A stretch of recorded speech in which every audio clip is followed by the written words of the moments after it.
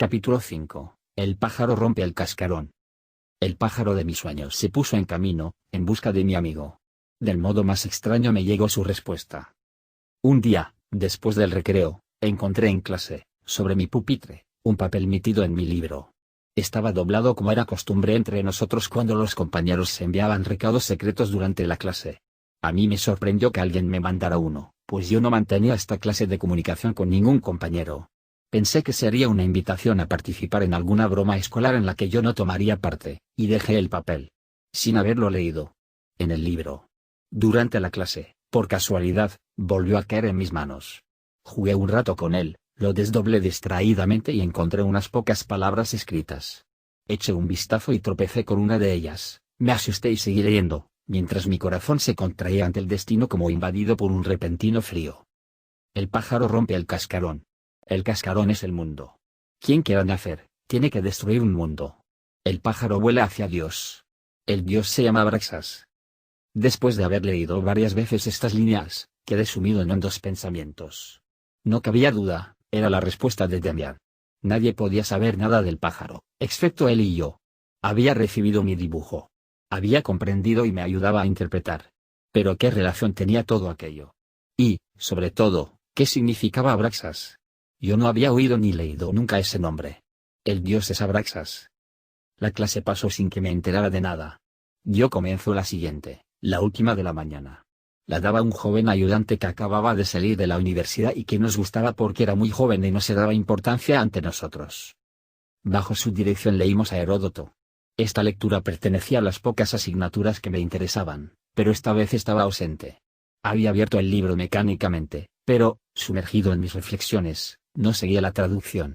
Por cierto, había hecho ya varias veces la experiencia y era verdad lo que Demian dijo una vez durante la clase de religión, lo que se desea con bastante fuerza, se consigue.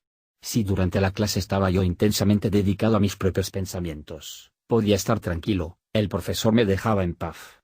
Pero si estaba distraído o adormilado, le tenía de pronto ante mí, como me había pasado ya otras veces. Sin embargo, cuando uno pensaba de verdad y estaba absorto, estaba protegido. También había probado a mirar fijamente a los ojos, y me había dado resultado. En la época de mi amistad con Demian no lo conseguí, mas ahora presentía que con la mirada y los pensamientos se podía hacer mucho. Estaba yo muy lejos de Heródoto y del colegio cuando de pronto la voz del Dr. Foyen me traspasó la conciencia como un rayo y me despertó sobresaltado. Oí su voz, se encontraba muy cerca de mí, y casi creía que había pronunciado mi nombre. Pero no se fijaba en mí. Respiré aliviado. Entonces volví a oír su voz, que pronunciaba claramente una palabra. Abraxas. El profesor prosiguió su explicación, cuyo comienzo se me había escapado. No debemos imaginarnos que las doctrinas de aquellas sectas y comunidades místicas de la antigüedad eran tan ingenuas como parecen desde el punto de vista de una interpretación racionalista. La antigüedad no conocía el concepto de la ciencia, en el sentido actual. En cambio, había una actividad muy desarrollada en el campo de las verdades filosófico-místicas. En parte esto degeneraba en magia y superficialidad, que seguramente condujeron más de una vez a engaños y crímenes. Pero también la magia tenía un origen noble y pensamientos profundos, como la doctrina de Abraxas, que puse antes como ejemplo. Se cita este nombre en relación con fórmulas mágicas griegas y se le considera a menudo el nombre de un hechicero, al estilo de los que hoy tienen los pueblos salvajes. Pero parece que Abraxas significa mucho más. Podemos pensar que es el nombre de un dios que tiene la función simbólica de unir lo divino y lo demoníaco. El pequeño y sabio profesor siguió hablando, suave e insistentemente, mientras nadie le hacía mucho caso. Como el nombre no volvió a aparecer, mi atención volvió a concentrarse en mis propios pensamientos. Unir lo divino y lo demoníaco, resonaba aún en mi mente. Aquí podía yo empalmar mis reflexiones, el tema me resultaba familiar por las conversaciones que había tenido con Demian en el último tiempo de nuestra amistad. Demian había dicho que venerábamos a un dios que representaba solo a una mitad del mundo arbitrariamente separada. El mundo oficial, permitido, claro, pero que se debería llegar a poder venerar la totalidad del mundo. Por lo tanto, había que tener un dios que fuera a la vez demonio o había que instaurar junto al culto de Dios un culto al diablo. Ahora resultaba que Abraxas era el dios que reunía en sí a Dios y al diablo. Durante un tiempo intenté con mucho empeño seguir la pista, pero no avanzaba nada. Estuve incluso revolviendo toda una biblioteca en busca de Abraxas. Sin embargo, mi carácter no estuvo nunca muy inclinado a este método de búsqueda directa y consciente, en la que uno, de momento, se encuentra solo con verdades que son como piedras en la mano.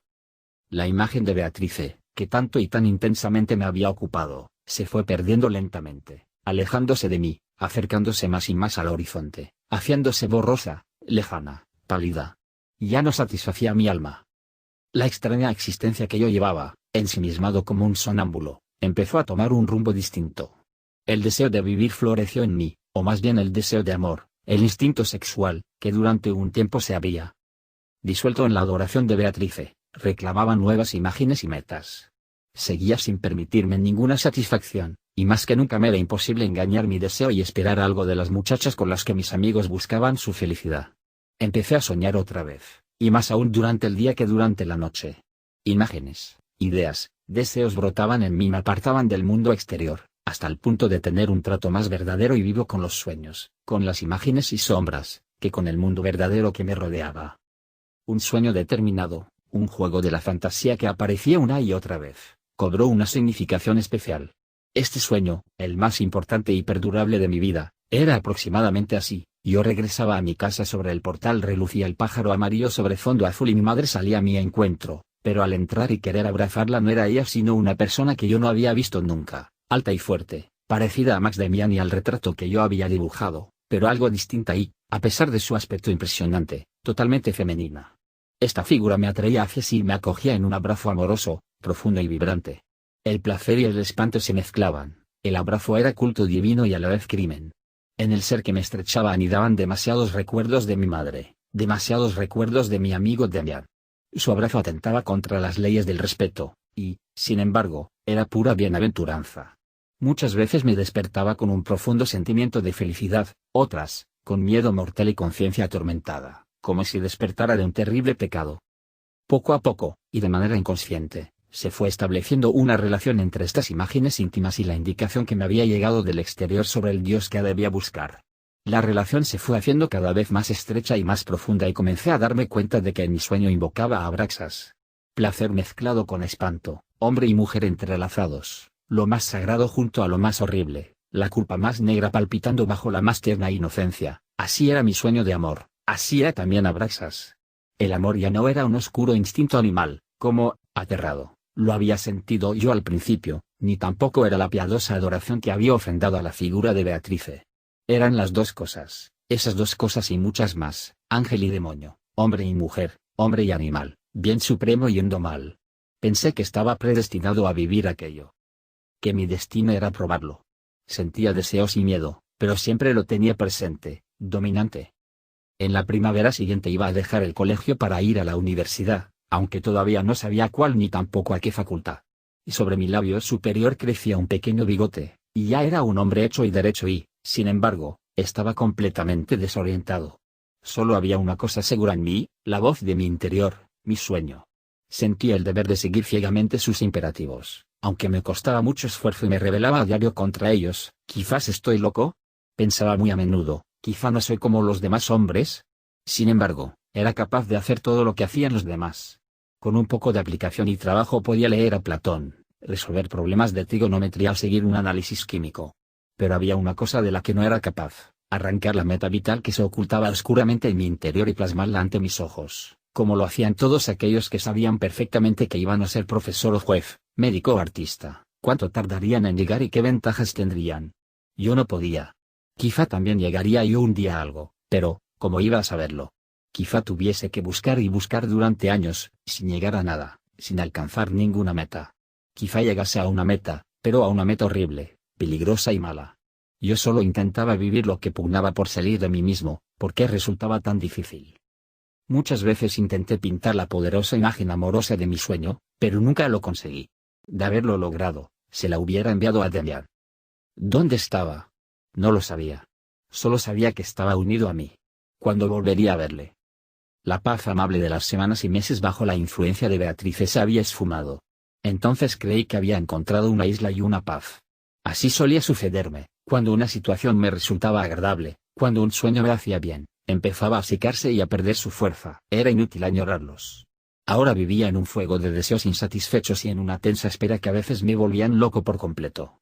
La imagen de la amada de mis sueños surgía a menudo ante mis ojos con diáfana claridad, más viva que mi propia mano.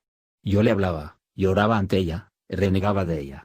La llamaba madre y me arrodillaba entre lágrimas, la llamaba amada y presentía su beso, que todo lo colmaba, la llamaba demonio y prostituta, vampiro y asesino.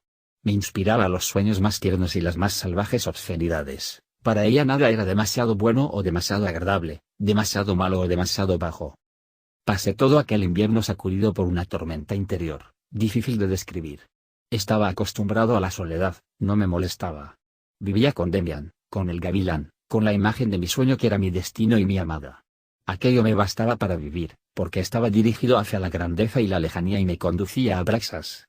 Pero ninguno de estos sueños, ninguno de mis pensamientos me obedecía, no podía hacerles surgir o darles color cuando yo quería. Ellos venían y me asaltaban, me dominaban y determinaban mi vida. Hacia afuera estaba protegido. No tenía miedo de los hombres, y mis compañeros, que lo habían descubierto ya, me mostraban un secreto respeto que me hacía sonreír. Si me lo proponía, podía poner al descubierto los pensamientos de la mayoría de ellos, dejándoles en algunas ocasiones admirados, pero me lo proponía muy pocas veces, casi nunca. Estaba siempre muy preocupado conmigo mismo. Deseaba desesperadamente vivir de una vez algo de la vida, dar algo de mi persona al mundo, entrar en relación y lucha con él. A veces, cuando caminaba por las calles al anochecer y no podía regresar a casa hasta medianoche, creía que en aquellos momentos encontraría a mi amada, que aparecería tras la próxima esquina, que me llamaría desde la próxima ventana. Todo esto solía parecerme angustioso e insoportable y pensaba que algún día acabaría quitándome la vida. En aquella época encontré un extraño refugio. Por casualidad, como suele decirse. Pero esas casualidades no existen. Cuando alguien necesita algo con mucha urgencia y lo encuentra, no es la casualidad lo que se lo proporciona, sino él mismo. El propio deseo y la propia necesidad conducen a ello. En mis paseos por la ciudad había oído una o dos veces música de órgano en una pequeña iglesia de las afueras, pero nunca me había detenido a escucharla. Al volver a pasar por ahí, me paré a oír aquella música y reconocí que era de Bach. Me acerqué a la puerta, que encontré cerrada, y como la calleja estaba casi desierta, me senté en un poyo junto a la iglesia, me subí el cuello del abrigo y me puse a escuchar. El órgano no era grande, pero sonaba bien y alguien tocaba de una manera muy especial, con una expresión muy personal de voluntad e insistencia que sonaba como una oración. Tuve la sensación de que quien tocaba sabía que la música guardaba un tesoro y se esforzaba, afanaba y preocupaba por él como si se tratara de su propia vida. Técnicamente no entiendo mucho de música, pero desde muy niño he comprendido instintivamente esta expresión del alma y he sentido siempre la música como la cosa más natural en mí. El músico tocó después algo más moderno, podía ser de Reger. La iglesia estaba casi oscura y solo salía un suave fulgor a través de la ventana más cercana. Esperé a que la música terminara y pasé un rato de arriba abajo hasta que vi salir al organista. Era un hombre aún joven pero mayor que yo, fuerte y achaparrado. Echó a andar con pasos rápidos, enérgicos, un poco violentos, y desapareció. Desde aquel día me pasé más de un atardecer sentado delante de la iglesia o paseando de arriba a abajo. Una vez encontré la puerta abierta y estuve media hora sentado en un banco, tiritando de frío, pero muy feliz, mientras el organista tocaba arriba, alumbrado por una pálida luz de gas. En su música no solo le oía a él, me parecía que todo lo que tocaba estaba relacionado entre sí, que formaba un conjunto misterioso. Reflejaba fe, entrega y piedad, pero no la de los beatos y los curas, sino la de los peregrinos y mendigos del medievo, piedad unida a una entrega absoluta, un sentimiento de la vida que sobrepasa todas las confesiones. Los maestros anteriores a Bach y los antiguos italianos eran interpretados con devoción. Y todos decían lo mismo, todos expresaban lo que el músico llevaba del alma, nostalgia, profunda comprensión del mundo y vehemente separación de él, ardiente preocupación por la propia alma oscura, exaltación de la entrega y profunda curiosidad por lo maravilloso. Un día seguí disimuladamente al organista a la salida de la iglesia y le vi entrar en una pequeña taberna, muy lejos ya, en las afueras de la ciudad. No pude resistir la tentación y entré tras él. Le vi por primera vez claramente. Estaba sentado en un rincón del pequeño local, con un sombrero negro en la cabeza y una jarra de vino delante. Su rostro era como yo me había imaginado. Era feo y un poco salvaje, inquieto e intenso, terco y voluntarioso, alrededor de la boca, sin embargo, tenía un gesto blando e infantil. La virilidad y la fuerza se hallaban concentradas en los ojos y la frente. La parte inferior del rostro era suave e inacabada, incontrolada y hasta blanda. La barbilla, llena de indecisión, formaba un contraste adolescente con la frente y la mirada. Me gustaban mucho los ojos castaños, llenos de orgullo y hostilidad. Sin decir nada me senté frente a él. No había nadie más en la taberna. Me lanzó una mirada fulminante como si quisiera echarme. Yo no me inmuté y seguí mirándole hasta que masculló irritado. ¿Por qué me mira tan fijamente? ¿Quiere algo de mí? No quiero nada de usted. Respondí, ya me ha dado usted mucho. Arrugó la frente. ¿Es usted melómano? La melomanía me parece estúpida. No me dejé intimidar. Le he estado escuchando muchas veces, en la iglesia de las afueras. Dije. Desde luego, no quiero molestarle. Pensé que encontraría en usted algo especial, no sé bien qué. Pero no me haga caso. Puedo seguir escuchándole en la iglesia. Siempre cierro con llave. El otro día se olvidó de hacerlo y estuve dentro. Otras veces suelo quedarme fuera, sentado en el pollo. ¿Ah, sí? La próxima vez puede entrar, hace más calor dentro. No tiene más que llamar a la puerta. Pero con fuerza, y no mientras yo esté tocando. Y ahora, ¿qué es lo que me quería decir? Es usted joven, probablemente un colegial o estudiante. ¿Es usted músico? No. Me gusta la música, pero solo como la que usted toca, música absoluta, en la que se siente que el hombre golpea las puertas del cielo y del infierno. Creo que me gusta tanto la música porque es poco moral. Todo lo demás lo es, y yo busco algo que no lo sea. La moral hace sufrir. No sé explicarme bien. ¿Sabe usted que tiene que haber un Dios que sea Dios y demonio a un tiempo? He oído decir que existe uno. El músico echó hacia atrás el sombrero de ala ancha y se sacudió el pelo oscuro de la amplia frente. Me miró atentamente por encima de la mesa con el rostro inclinado hacia mí. En voz baja y tensa preguntó. ¿Cómo se llama ese Dios que usted dice? Por desgracia no sé apenas nada de él, en realidad, solo el nombre. Se llama Abraxas. El músico miró en torno suyo con desconfianza, como si alguien pudiera oírnos. Luego se acercó más a mí y murmuró. Ya me lo imaginaba. ¿Quién es usted? Soy alumno del instituto. ¿Cómo ha sabido usted de Abraxas? Por casualidad. Dio tal golpazo sobre la mesa que su vaso de vino se derramó. Casualidad. No diga estupideces, muchacho. No se llega por casualidad a conocer a Abraxas, para que se entere. Yo le contaré más cosas sobre él. Yo sé algo de él. Cayó y corrió hacia atrás su silla. Yo le miraba expectante, pero él hizo una mueca. Aquí no. Otro día. Tomé. Metió la mano en el bolso de su abrigo, que no se había quitado, y sacó unas castañas asadas que echó sobre la mesa. Yo no dije nada, las tomé y empecé a comerlas muy satisfecho. Bien. Murmuró al cabo de un rato. ¿Cómo ha sabido usted de él? Yo no dudé en contárselo. Estaba solo y desorientado. Dije, entonces recordé a un amigo de otros tiempos, que sabe muchas cosas. Yo había pintado un pájaro, saliendo de una bola del mundo. Y se lo envié. Después de algún tiempo, cuando había perdido casi las esperanzas, cayó en mis manos un papel en el que se decía, el pájaro rompe el cascarón. El cascarón es el mundo. Quien quiera nacer tiene que destruir un mundo. El pájaro vuela hacia Dios. El Dios se llama Abraxas. No contestó nada. Seguíamos pelando nuestras castañas y comiéndolas. Con el vino. ¿Tomamos otra jarra? Gracias. No me gusta beber. Él se rió un poco decepcionado. Como quiera. A mí me pasa todo lo contrario. Me quedo todavía un rato. Váyase, si quiere. Cuando le acompañé la vez siguiente después de ensayar, no estuvo muy comunicativo. Me condujo por una calle antigua hasta un viejo e imponente caserón. Subimos a una habitación grande, un poco oscura y descuidada, donde nada, excepto un piano, recordaba la música, en tanto que un gran estante de libros y un escritorio daban un aire de sabiduría a la estancia. ¿Cuántos libros tiene usted? Exclamé admirado. Una parte es de la biblioteca de mi padre, con el que vivo. Sí, vivo con mis padres, pero no puedo presentárselos porque mis amistades gozan en esta casa de poca estimación. Soy un hijo perdido, ¿sabe? Mi padre es un hombre tremendamente honrado, un insigne pastor y predicador de nuestra ciudad. Y yo, para que esté claro, soy su hijo, que tenía talento y prometía mucho pero que se ha descarriado y se ha vuelto bastante loco. He estudiado teología, pero abandoné esa horrible facultad antes de la licenciatura. Aunque, bien mirado, sigo dentro de mi carrera en lo que se refiere a mis estudios particulares. Aún siguen pareciéndome muy importantes e interesantes los dioses que la gente se ha inventado en cada época. Ahora soy músico y parece que me van a dar pronto un puesto de organista. Entonces estaré otra vez en el seno de la iglesia. Miré hacia las librerías, y, al débil resplandor de la lámpara de la mesa, Encontré títulos griegos, latinos, hebreos. Mientras tanto mi amigo se había tumbado en el suyo, junto a la pared, y manipulaba ahí en la oscuridad. Ven acá. Dijo al cabo de un rato, vamos a filosofar un poco, es decir, vamos a cerrar el pico y a pensar tumbados. Encendió una cerilla y prendió fuego al papel y la leña que había en la chimenea, delante de la que estaba echado. Las llamas se elevaron mientras él azuzaba y alimentaba cuidadosamente el fuego. Me tumbé junto a él sobre la alfombra descolorida.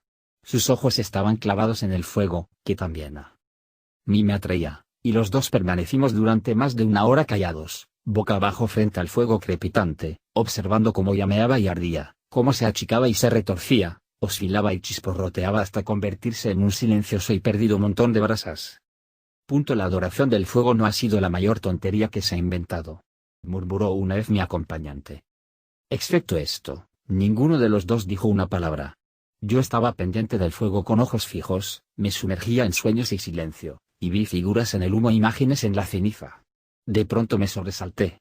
Mi compañero había echado un trozo de resna al fuego, de repente brotó una pequeña y delgada llama, en la que vi el pájaro con la cabeza amarilla de gavilán. En las brasas agonizantes refulgían hilos dorados y ardientes formando redes, aparecían letras y dibujos, recuerdos de rostros, animales, plantas, gusanos y culebras. Cuando me desperté y miré a mi amigo, lo vi con la barbilla apoyada sobre los puños, concentrado en la ceniza, con mirada fanática y fervorosa. Tengo que irme. Dije muy bajito. Pues váyase. Adiós. No se levantó, y como la lámpara estaba apagada, tuve que buscar a tientas el camino de salida de aquella casa embrujada, a través del cuarto oscuro, y de pasillos y escaleras, en la oscuridad. Ya en la calle, me volví a mirar la fachada del viejo caserón. En ninguna ventana había luz. Una pequeña placa dorada relucía en la puerta a la luz del farol de gas. Pistorius, párroco, leí en ella. Una vez en casa, al encontrarme en mi cuarto después de cenar, me di cuenta de que no había averiguado nada sobre Abraxas ni sobre Pistorius y que apenas habíamos intercambiado 10 palabras. A pesar de ello, estaba muy satisfecho de la visita. Para la próxima vez mi nuevo amigo me había prometido una pieza exquisita de música de órgano antigua, un pasacalle de Busteude. Sin darme cuenta, había recibido del organista Pistorius la primera lección mientras permanecí tumbado con él delante de la chimenea en su sombría celda de ermitaño. La contemplación del fuego me había reconfortado, había consolidado y ratificado inclinaciones que siempre había sentido, pero que nunca había cultivado. Poco a poco fui viendo claro, al menos parcialmente. Ya desde niño me había gustado contemplar las formas extrañas de la naturaleza, no observándolas simplemente sino entregándome a su propia magia, a su profundo y barroco lenguaje. Las raíces largas y fosilizadas de los árboles, las vetas coloreadas de la piedra, las manchas de aceite flotando sobre el agua, las grietas en el cristal, todas estas cosas habían ejercido antaño una gran fascinación sobre mí, sobre todo el agua y el fuego, el humo, las nubes, el polvo y, especialmente, las manchas de colores que veía girar al cerrar los ojos.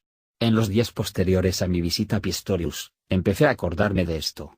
Porque noté que una cierta fuerza y alegría, y la intensificación de la conciencia de mí mismo que sentía desde aquel día, se debían simplemente a la larga contemplación del fuego. Qué sedante y reconfortante era. Entre las pocas experiencias que he realizado en el camino hacia mi verdadera meta vital se cuenta la contemplación de esas imágenes. La entrega a las formas irracionales, barrocas y extravagantes de la naturaleza produce en nosotros un sentimiento de concordancia entre nuestro interior y la voluntad que las ha producido. Nos sentimos tentados a creerlas caprichos nuestros, creaciones propias, vemos vacilar y disolverse la frontera entre nosotros y la naturaleza, y adquirimos conciencia de un estado de ánimo en el que no sabemos si las imágenes en nuestra retina provienen de impresiones exteriores o interiores. En ningún otro momento descubrimos con tanta facilidad la medida en que somos creadores, en que nuestra alma participa constantemente en la recreación de la vida. Una misma divinidad indivisible actúa en nosotros y en la naturaleza, y si el mundo exterior desapareciera, cualquiera de nosotros sería capaz de reconstruirlo, porque los montes y los ríos, los árboles y las hojas, las raíces y las flores, todo lo creado en la naturaleza, está ya prefigurado en nosotros, proviene del alma, cuya esencia es eterna, y escapa a nuestro conocimiento, pero que se nos hace patente como fuerza amorosa y creadora. Algunos años después encontré confirmada esta observación en un libro de Leonardo da Vinci, en el que se comentaba lo sugestivo e interesante que era contemplar un muro en el que había escupido mucha gente. Delante de aquellas manchas sobre el muro húmedo, Leonardo había sentido lo mismo. que Pistorius y yo delante del fuego. En nuestro siguiente encuentro, el organista me dio una explicación. Acostumbramos a trazar límites demasiado estrechos a nuestra personalidad. Consideramos que solamente pertenece a nuestra persona lo que reconocemos como individual y diferenciador. Pero cada uno de nosotros está constituido por la totalidad del mundo, y así como llevamos en nuestro cuerpo la trayectoria de la evolución hasta el pez y aún más allá, así llevamos en el alma todo lo que desde un principio ha vivido en las almas humanas. Todos los dioses y demonios que han existido, ya sea entre los griegos, chinos o cafres, existen en nosotros como posibilidades, deseos y soluciones. Si el género humano se extinguiera con la sola excepción de un niño medianamente inteligente, sin ninguna educación, este niño volvería a descubrir el curso de todas las cosas y sabría producir de nuevo dioses, demonios, y paraísos, prohibiciones, mandamientos y viejos y nuevos testamentos. Bien. Objeté yo, ¿dónde queda entonces el valor del individuo? ¿Para qué nos esforzamos si ya llevamos todo acabado en nosotros mismos? ¡Alto! Exclamó violentamente Pistorius. Hay una gran diferencia entre llevar el mundo en sí mismo y saberlo. Un loco puede tener ideas que recuerden a Platón, y un pequeño y devoto colegial del Instituto de Ruth puede recrear las profundas conexiones mitológicas que aparecen en los gnósticos o en Zoroastro. Pero él no lo sabe. Mientras no lo sepas como un árbol o una piedra, en el mejor de los casos, como un animal. En el momento en que tenga la primera chispa de conciencia, se convertirá en un hombre. ¿No irá usted a creer que todos esos bípedos que andan por la calle son hombres solo porque anden derechos y lleven a sus crías 9 meses dentro de sí? Muchos de ellos son peces u ovejas, gusanos o ángeles, otros son hormigas, y otras abejas. En cada uno existen las posibilidades de ser hombre, pero solo cuando las vislumbra, cuando aprende a hacerlas conscientes, por lo menos en parte, estas posibilidades le pertenecen. De este género solían ser nuestras conversaciones. Raras veces me proporcionaban algo totalmente nuevo, algo sorprendente. Todas, sin embargo, hasta la más banal, daban suave pero insistentemente, en el mismo punto. Todas me ayudaban a formarme, todas me ayudaban a quitarme una piel, romper el cascarón, y de cada conversación sacaba la cabeza más alta, más libre, hasta que mi pájaro amarillo sacó su hermosa cabeza de ave de rapiña del destruido cascarón del mundo. A menudo nos contábamos nuestros sueños, a los que Pistorius sabía dar una interpretación. Ahora recuerdo un caso curioso. Tuve una vez un sueño en el que volaba, pero de manera tal que me sentía lanzado por los aires con un gran impulso, que no controlaba. La sensación de aquel vuelo era grandiosa, pero pronto se convertía en angustia al verme arrebatado hacia alturas peligrosas sin poder evitarlo. Entonces descubrí que podía regular mis subidas y bajadas conteniendo o soltando el aire de los pulmones.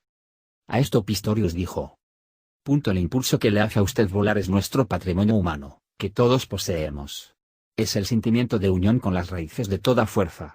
Pero pronto nos asalta el miedo. Es tan peligroso. Por eso la mayoría renuncia gustosamente a volar y prefiere caminar de la mano de los preceptos legales o por la acera.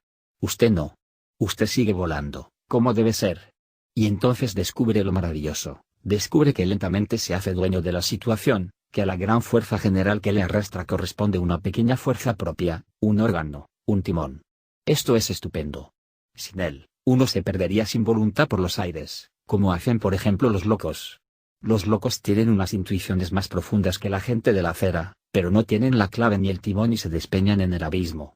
Usted, sin embargo, sin clave, logra bandearse. ¿Y cómo? ¿No lo sabe acaso? Lo hace con un nuevo órgano, con un regulador de la respiración. Y ahora puede usted ver lo poco personal que es su alma en el fondo. ¿Por qué no se inventa ese regulador? No es nuevo. Es algo prestado, existe desde hace siglos. Es el órgano del equilibrio en los peces, la vesícula natatoria. En efecto, existen todavía hoy unas pocas especies raras de peces que usan como pulmón la vesícula natatoria, que en ciertas ocasiones les sirve de verdad para respirar. Justo, pues, el pulmón que usted utilizaba en su sueño. Pistorius incluso me trajo un tomo de zoología y me enseñó el nombre y dibujos de aquellos peces tan primitivos. Con un curioso escalofrío, sentí viva en mí una función de primarias épocas evolutivas.